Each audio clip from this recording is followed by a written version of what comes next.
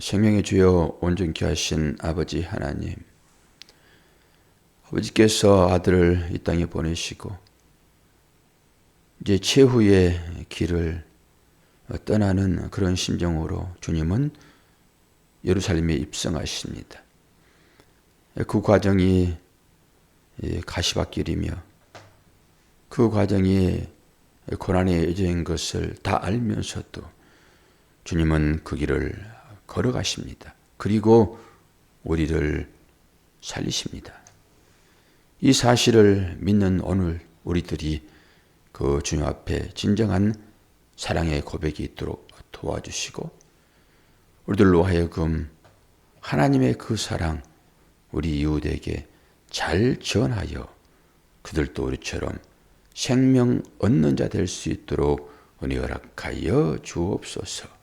예수 그리스도의 이름으로 기도하옵나이다. 아멘.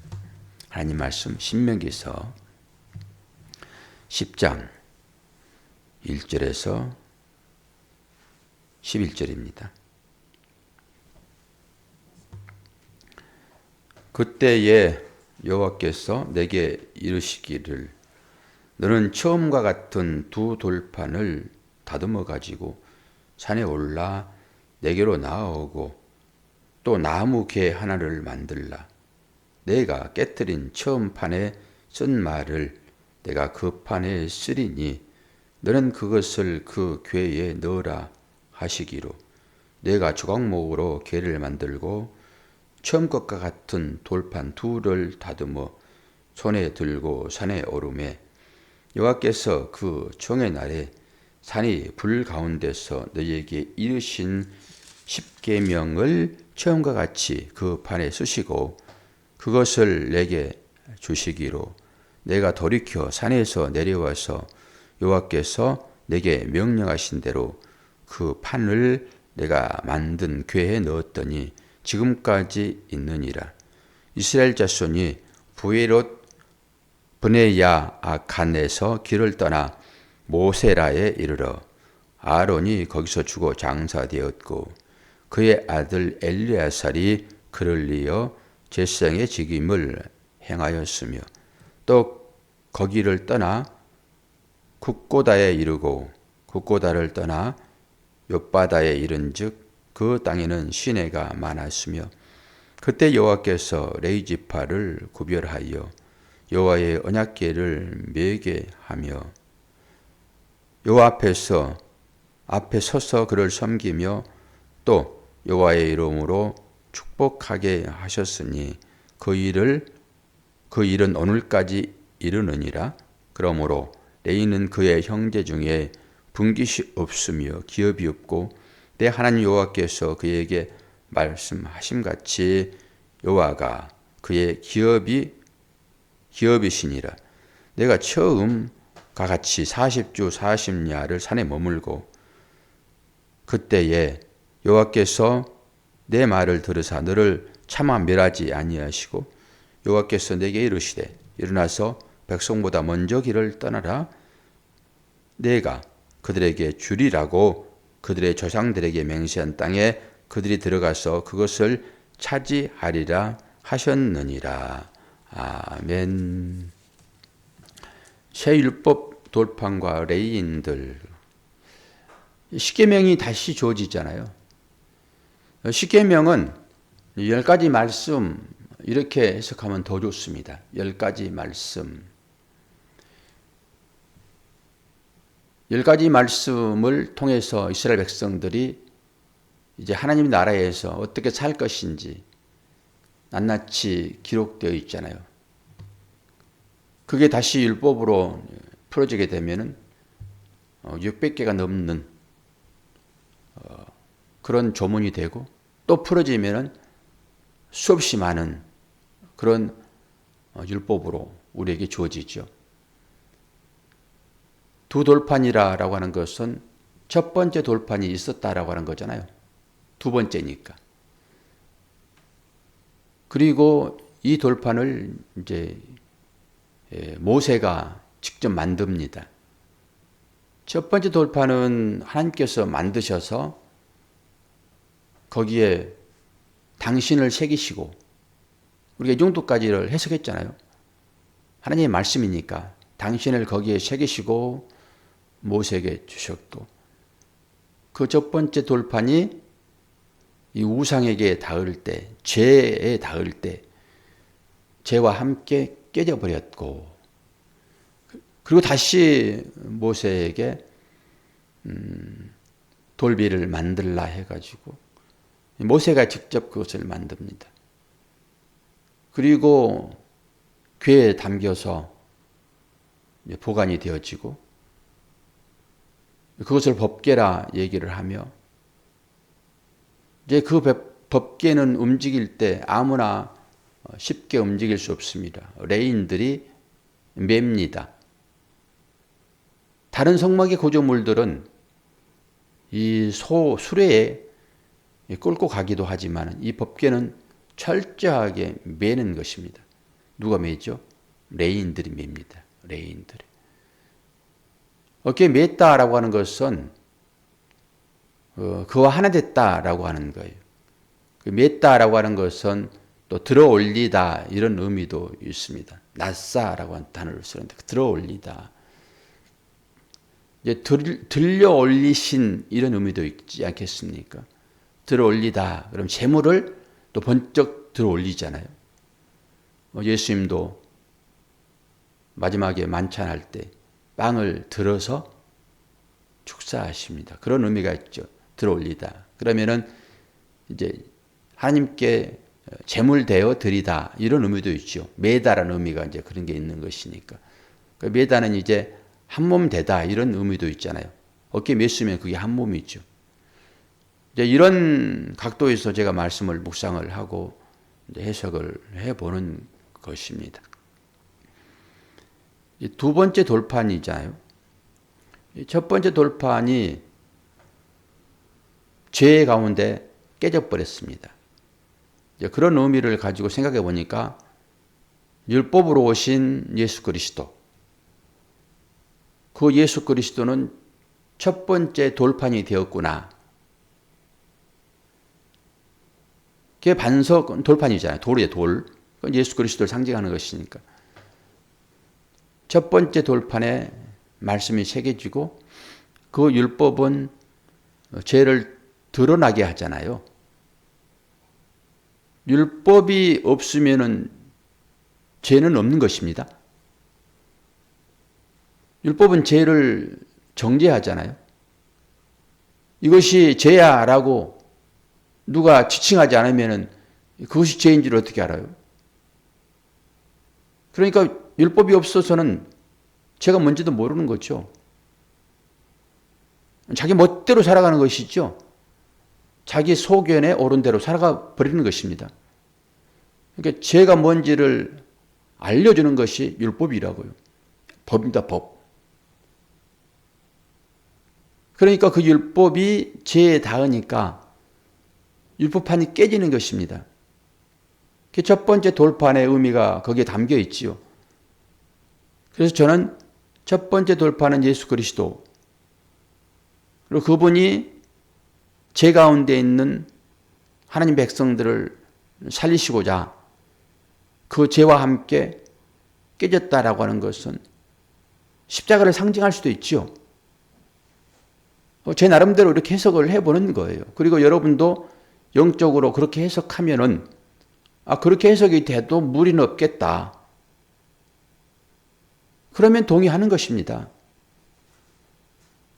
첫 번째 돌판이 그렇게 죄에 닿아서 깨져버리고, 이제는 두 번째 돌판이 첫 번째 돌판처럼 그렇게 주어지지는 않습니다. 어떻게 주어집니까? 모세가 돌판을 만듭니다. 그리고 저는 이 모세를 제2의 예수 그리스도, 모세는 예수를 상징적으로 보여주고 있잖아요. 그 자기 나라에서 자기가 왕이 돼가지고 살아가는 사람들을 끄집어내는 것은 예수 그리스도시죠. 죄의 나라에서 살고 있는 사람을 살려내는 것이니까요. 그 형상이 출애굽 아닙니까? 출애굽. 내가 바로가 돼가지고 내 나라를 다스리는 억압된 어떤 삶의 형태, 거기에서 끌어내는 것이 모세잖아요. 그렇다 하게 되면은 당연히 모세는 예수의 형상이 되는 거죠. 모형이 되는 거죠. 그래서 신학적으로 모형론이라는 말이 있어요. 모형론. 구약에는 예수 그리스도가 그런 식으로 등장을 하는 것입니다. 모형으로. 두 번째 돌판을 모세가 만들잖아요. 그러면 이제는 사역을 너와 함께 하겠다 이런 의미가 있죠. 모세는 예수는 아니잖아요. 너와 함께 하겠다. 그래서 법을 완성하겠다. 이런 의미도 있죠. 그러면은 이 말씀이 훨씬 더 깊이 있게 들려지고, 그리고 이제는 그 돌판을 레인들이 민다라고 하는 것은 이 말씀과 레인은 또 한 몸이 되었다. 어깨 매는 것은 레인만 매는 것이고 그것은 한 몸 되었다라고 하는 의미로 되어지잖아요. 이제는 그 말씀을 레인들이 받았고 그 레인과 한 몸이 되었다라고 생각을 해도 의미가 통하지 않겠습니까? 여기에서 구원이 일어나는 거지요. 한 몸 되었다라고 하는 것은 이제 법이 밖에 있는 것이 아니라 어깨에 매져 있으므로 하나 되었는데, 그 법이 성전 안으로 들어가는데, 법궤는 성전 안에 있습니다. 그리고 성전 안에 법궤 없으면은 성전의 의미가 없는 거죠. 그러면은 우리가 이제는 영적인 성전이 되었잖아요. 왜 영적인 성전이라고 얘기합니까? 우리의 마음에 말씀이 새겨 있으므로 법이 들어와 있잖아요. 그래서 영적인 성전이라고 얘기를 하는 것이지, 뭐 달리 우리가 그 의미를 찾아볼 수 있겠습니까? 법이 우리 안에 들어와 있다고요. 그래서 그 법이 우리를 이제는 안에서 살핍니다. 안에서. 밖에서 우리를 살피는 것이 아니라 내 안에서 나를 살피신다고요. 그래서 기도할 때도 그래서 그런 심정으로 기도하는 것입니다. 애탄의 심정으로 기도가 깊어질 때 정말로 말 없음이 되는 거거든요. 그분과 깊은 교제를 나눌 때 누가 큰 소리로 그분과 교제를 나눕니까? 아니, 사랑하는 애인이 멀리 있으면은 큰 소리로 불러야지 자기한테 오지만은, 그 여인이 옆에서 나와 어깨를 맞대고 있는데 거기서 고래고래 소리를 지르면서 어디 멀리 있는 사람처럼 그렇게 대화를 합니까, 여러분? 그런 것만 보더라도 이제는 깊어진 주님과 관계 가운데서 어떻게 기도해야 할지 너무 자명한 거예요. 그러니까 이런 인식이 잘 들어오지 않으면은 큰 소리 쳐서 기도하는 게 마땅해요. 그러면은 주님이 오시잖아요. 내가 네 안에 있는데 너는 왜 나를 밖에서 찾니? 라는 음성이 들려지게 되면은 그때 소리를 낮추시면 되는 거잖아요. 느껴지지 않으면 큰 소리로 당연히 해야 되겠죠. 느껴지지 않는데. 그런 의미로 통성기도도 때로는 필요하고요. 때로는 조용하게 묵상 기도도 해야 될 것이 아니겠습니까? 오늘 모세를 통해서 이제는 모세에게 이 법이 새겨진 거예요. 모세에게. 그래서 그 모세가 이스라엘 백성들을 이끌고 가나안 땅으로 가는 것입니다. 그런 여정 중에 있다고요. 예수에게 새겨진 법이 이제 모세에게 새겨져 있어요. 그러면서 등에 맸다라고 하면서 이제 하나 된 것은 뭐라고요? 너는 내 것이라라고 하는 것입니다. 너는 내 것이라. 그래서 너는 내 것이 무엇인지를 찾아볼 거예요. 소유권 이전이에요. 나는 나다. 이것은 하나님만 하실 수 있는 얘기입니다. 나는 나다. 에고 에이미. 이사야서 펴세요. 43장. 우리가 어떤 자 되었는지를 이 율법을 통해서 확인하는 것입니다. 그래서 내가 누구인지가 확인되어져야 정신이 번쩍 들지요. 자기 신분이 어떤 것인지를 알지 못하니까 늘 헤매는 거예요.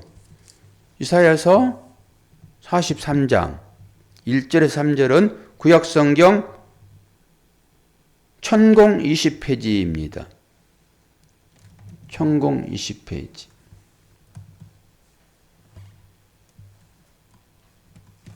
여기 온라인 예배 들으신 분들은 금방 찾을 수 있는 말씀이잖아요.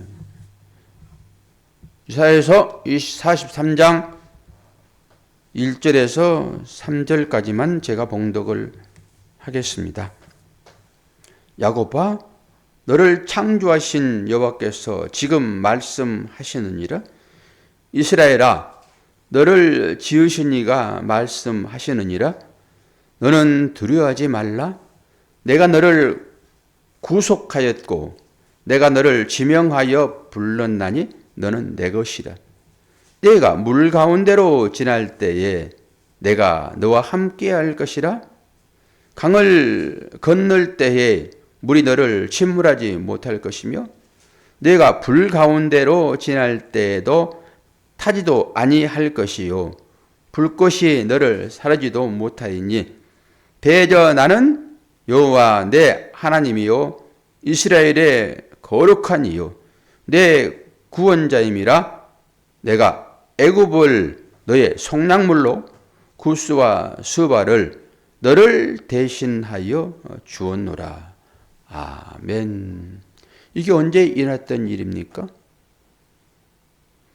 물 가운데 지날지라도 물이 너를 침몰하지 못할 것이다. 이게 언제 일어난 일이에요? 출애굽기에서 홍해 가운데서 요단 가운데서 이러한 일들 있잖아요. 홍해를 건널 때는 십계명이 주지 않았습니다. 그리고 그 이후에 십계명이 주어지잖아요. 그 십계명 돌판을 레인들이 메고 어디로 들어갑니까? 요단강을 건너서 가나안 땅에 들어가는 거예요. 구약의 모든 인물들이 다 이렇게 자기 자녀들의 어깨에 메어져 가지고 장사를 지내잖아요. 그리고 너는 내 것이라 라고 하면서 또 뭐라고 얘기합니까? 불이 너를 사르지 아니할 것이다. 그러면 그 불은 어떤 불이에요? 다니엘의 세 친구요. 거기에서 불이 붙었으나 그들을 사르지 못했잖아요. 우리가 어디서 이런 장면을 실제 목격합니까? 떨기나무 불꽃 가운데서 하나님 나타나셨을 때 그 떨기나무가 타지 아니하였잖아요. 불은 소멸하는 거예요. 소멸. 그런데 그 떨기나무는 하나님의 임재의 상징인데 성경에서는 나무를 사람을 비유했을 때도 나무로 씁니다. 이제는 하나님의 자녀이 된 우리들이 하나님의 소유물 되었으므로 법궤를 등에 맨 것처럼 레인이 됐다라고 하는 것은 한 몸을 이루었다라고 하는 것이고 떨기나무에 불이 붙었으나 타지 않는 것처럼 우리들도 그렇게 될 것이다라고 하는 거예요. 그래서 우리를 소유되었다 얘기를 하는 것입니다. 저와 여러분의 신분이 이 정도까지예요. 이 정도까지. 하나님의 소유물 되었다고요. 그러니까 잠깐 이렇게 어려움이 우리한테 찾아오기도 하고 따로 여러 가지 많은 일들을 만나게 되지만은 이것은 과정이라고요. 온전하게 제물로 바쳐질 하나님의 자녀들 모든 흠과 점이 다 그 과정을 통하여서 없어질 것이고 온전한 정결한 신부되어 하나님과 주님과 한 몸을 이루는 것이 전체적인 성경의 맥락이에요. 그리고 우리는 그렇게 되었고요. 약속을 할 때는 전부 과거형으로 쓰여집니다. 과거형으로. 미래에 일어날 일들이 전부 다 과거형으로 쓰여진다고요. 그렇게 되었다라고 하는 거예요. 왜? 하나님은 신실하시니까. 그분의 언약은 변개되지 아니하므로 한번 얘기하면은 그렇게 이루어지는 것입니다. 우리가 그 과정 중에 있다라고 하는 것을 여러분 생각하십시오. 그래서 사도 바울이 예수의 시체를 등에 메고 고난의 과정이 있죠. 자기가 죽인 살인범 돼가지고 자기가 죽인 그 시체를 등에 메고 꽁꽁 묶어서 이렇게 지내게 하는 것이 형벌이었다고요. 그리고 그거 하나만 생각해 보세요. 사도 바울이 예수의 흔적을 지녔다라고 했잖아요. 어제 설교에. 나는 예수 그리스도의 흔적을 지녔다. 나를 함부로 대하지 말아라. 그 스티그마라고 하는 단어를 쓰고 있는데 예수의 흔적을 지녔다. 그것은 뭐예요? 법궤를 등에 맸다. 내가 죽인 그 시체를 내 등에 맸다. 어떤 감동이 여러분 되십니까? 내가 누구를 죽였다고요? 예수를 죽였다고요. 그래서 내가 죽인 그 예수를 내가 등에 지고 사는 거예요. 내 모든 죄가 주님과 함께 거기서 끝나는 것입니다. 그리고 이번 주일, 부활주일에 다시 부활로 나오는 것이 우리 성도들의 인생의 여정인 것입니다.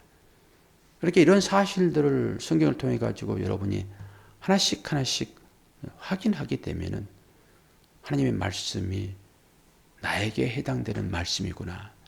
이것만이 나를 살리는 유일한 도구이구나. 생명줄이네. 그리고 이 말씀을 여러분이 붙들게 될 것입니다. 그래서 레위인들에게 분깃을 주지 않아요. 레위인은 누가 분깃이라고요? 하나님이 분깃이에요. 하나님이. 이게 상속입니다. 하나님 나라를 상속받는다라고 하는 것은 하나님을 상속받는 거예요. 하나님과 한 상에서 둘로 먹고 마시는 그 삶이 천국의 여정인데 오늘을 사는 여러분은 과연 그런 하나님과의 밥상을 마주하고 있느냐 라고 하는 것도 한번 깊게 생각해 보십시오. 그러면 여러분은 부활체로 하나님 나라에서 하나님과 함께 사는 그 과정을 살고 있는 것을 여러분의 영안의 눈으로 목도하게 될 것입니다.